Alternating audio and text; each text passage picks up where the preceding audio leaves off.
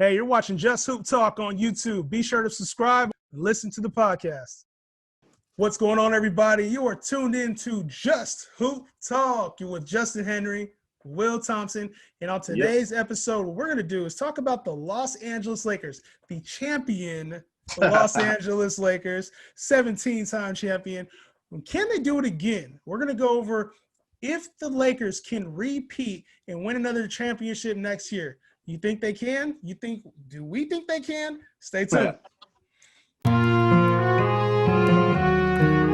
are now tuned in to the next best thing. Justin Henry, Will Thompson.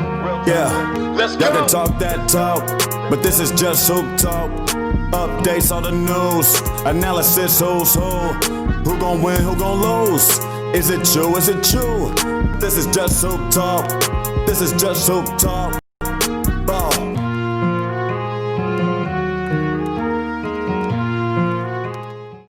All right. So Los Angeles Lakers are champions. It was a great season, great to watch, and they brought a lot of different looks to teams during the bubble, man. Really diverse type of team.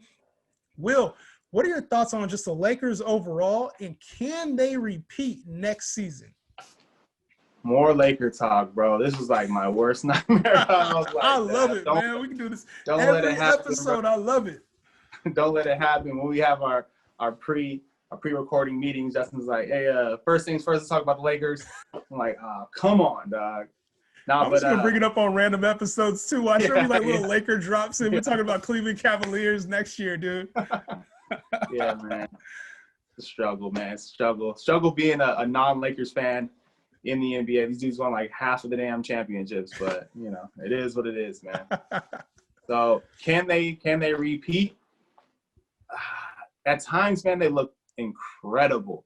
Like, they really look incredible. When their other guys are doing what they're supposed to be doing, you really can't see any holes with this team. Like, when Rondo was playing, you know, playoff Rondo, he looks like the perfect point guard / backup point guard. Caruso coming off the bench, looking like a defensive stopper. KCB is a great defensive player, knockdown shooter. Danny Green's a knockdown shooter. Marcus Morris. Obviously, you have LeBron James, the best player in the league. Anthony Davis, probably the second best player in the league. And then some bigs who have been killing it. Dwight Howard looks completely like revitalized. JaVale McGee is just another big coming off the bench. Like, if you look at their roster, like what else can they do? What else can they get? What else can they have? Love it. But then there's times, bro, when those guys look awful, bro. Like, KCP looks terrible. He looks out of control on the court. Danny Green looks old, can't knock down a shot. Caruso, like, he looks like just another guy out there. Rondo can disappear at times. Rondo can disappear for stretches, like games on games, bro. Like, so I think they've got to tweak some things, man, because I think the Warriors are coming. I think there's no doubt about it. The Warriors are coming. The Nuggets look like the real deal. Yeah. I think they got some young guys who are going to be even better. The Clippers, who knows, bro? Who knows what the hell? Like, but they got some good pieces, you know? Like, the West is tough, and it's only getting better. I think they have to tweak some things. I think they have to retool. I think they have to get a little bit younger. I would like to see the Lakers get a little bit younger, get some younger energy in there. Because it's going to be a long season, bro. Like, you look at it, like, they just went through a 365-day season all year and are going to have to do it again. I think they're going to have to get a little bit younger. I know Kuzma's young, but the rest of the team is older. They're going to have to get some young guys to infuse and mix into their lineups to keep them going throughout the season next year. Well, I think the Lakers gave up a lot of their assets to get Anthony Davis, a lot of the young assets, True. And it's a win-now window, man. With this team, Yeah. I love the way that they're built. I don't know what contract situations look like for top to bottom. Of course, we'll find out more after the bubble. But a lot of these vets came in at really team-friendly deals, especially like Dwight Howard, I know, came in at the vet min. And a lot of these guys are going to want to get paid now that they got a championship too. They've proven their value. They've proven that they can still play at a high level, and they can play at high level in clutch moments and in the NBA Finals. So it depends on if they want to win another ring. You got players like Danny Yeah. Green, Dwight Howard, Rajon Rondo. What are these guys going to be? What are they going to do? Are they going to stay for another ring and stay with the squad, or are they going to leave? So it remains to be seen. And Anthony Davis has a decision to make too. He's a free agent, so we talked about him potentially going to Chicago. Obviously, he loves it there. That's his hometown. So there's a lot of things up in the air. But when you're talking about the king, you're talking about LeBron James. I'm not betting against him, man. Not betting against LeBron James getting back. And I think that they will go back. I think that many of these players will come back. It's probably the longest team outside of the Nuggets in the league. There's a lot of height with this team, a lot of athleticism. And they also can match up with the guard play. When you got Avery Bradley, who'll be back next year. You talk about Danny Green, KCP, Alex Caruso. These guys were having really good years, along with LeBron playing point guard. You start to look at who can they acquire in order to make things right. Last year, we're around this time, or maybe a little bit earlier, we were talking about Kawhi Leonard and if he was possibly going to join the Los Angeles Lakers. Wow, yeah. Got to be thinking Kuzma might be up in a deal. Some of these vets expiring contracts. Might be looking to add another piece that can take some of the scoring load and off of LeBron and AD. I think that the Lakers are built to win another championship. The framework is there. LeBron needs it. AD needs it. It's happening. Yeah, I think the good thing about the Lakers is LeBron is really attractive to a lot of free agents. So I think there's going to be a lot of people willing to come there for less money. So they have that in their pocket at all times. LeBron's the kind of dude, he can make a call and pretty much whoever he calls is showing up, bro. Like, hey, come win another championship with me. If he calls me, I'm going, bro. You know what I mean? Like, it doesn't matter if he calls. You better hit that top of the three keto. Yeah, exactly. If he calls, you're going. But some players that I've been thinking about that I would think would be interesting for the Lakers is a player that actually plays for Sacramento Kings, Buddy Hield. I know he has a big contract, but I would like to see a player like that in LA, man. A guy who can shoot his ass off, probably not the best defender, but a guy who definitely needs great leadership. Yeah. So I like Buddy Hield. I also like Bogdan. I know the Kings are going to have to make some deals. They're going to have to make some moves this year. There's going to be some guys out there that are floating that can score and that can open things up a little bit more for the Lakers and that can bring a little bit more youth and a little bit more energy and a little bit more excitement to the regular season because it's going to be a long season. I don't know how long the season's going to be, but it's another long to the NBA Finals. They're going to need a little bit more of an infusion, I think. Yeah, hopefully these guys get some rest. And I think that there's going to be a few pieces that the Lakers can add.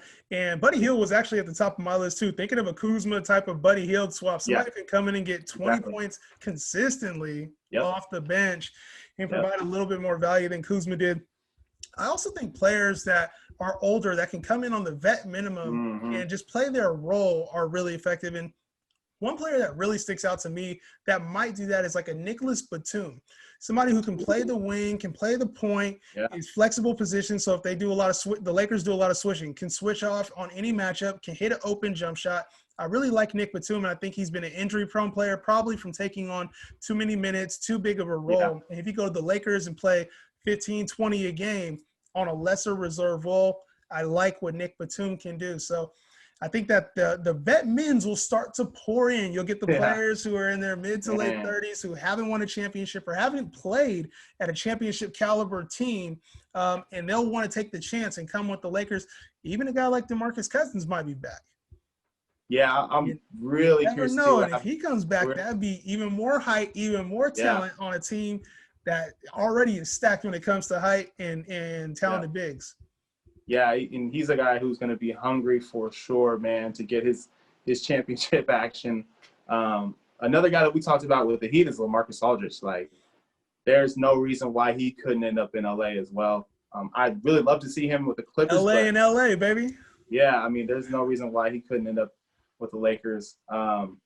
He's a guy who can shoot it, can stretch the floor, really good. He'd probably be their best offensive big if he ended up coming there. Well, outside of AD, of course. I knew what you meant. Reserve big. I'm talking about the other guys. Yeah, exactly. So that'll be interesting. What about a guy like Derrick Rose, man? Like, another guy to come off the bench. Really is like kind of put himself back in an elite, not an elite point guard, but he's a really good point guard who can get buckets, brings a lot of energy, pushes the ball. We know the Lakers like to push the ball a lot.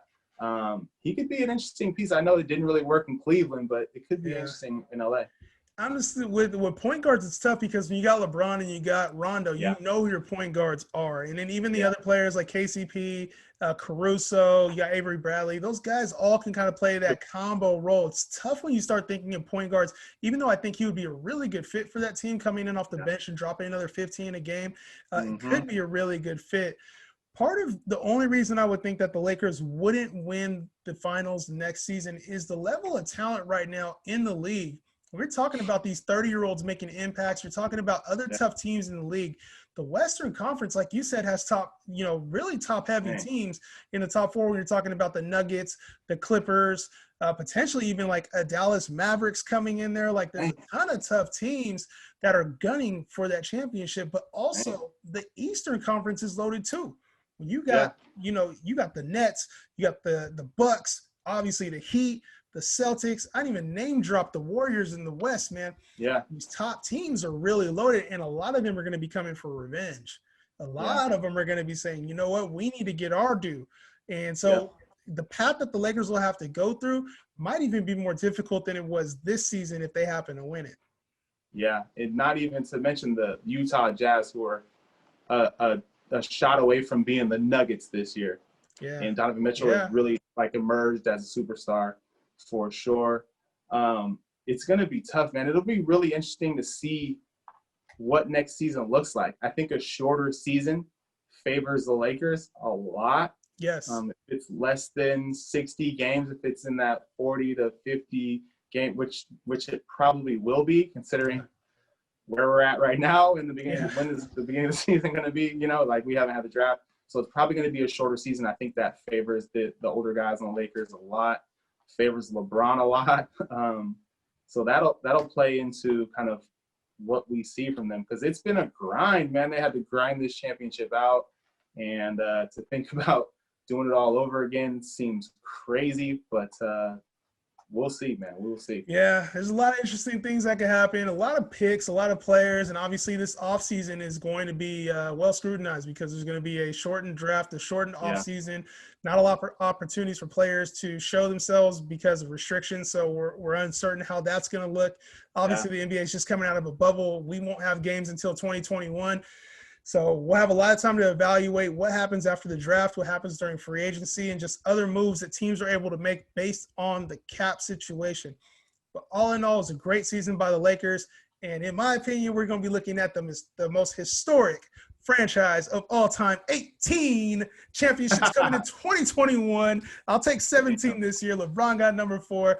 Congratulations again to the Los Angeles Lakers. Let us know in your comments, what piece do you think that the Lakers need in order to repeat? And do you think that they're able to repeat with all the depth in the West and the East? Let us know in the comments. Be sure to subscribe, like the channel. Just Hoop Talk, another edition in your books. We out. Peace.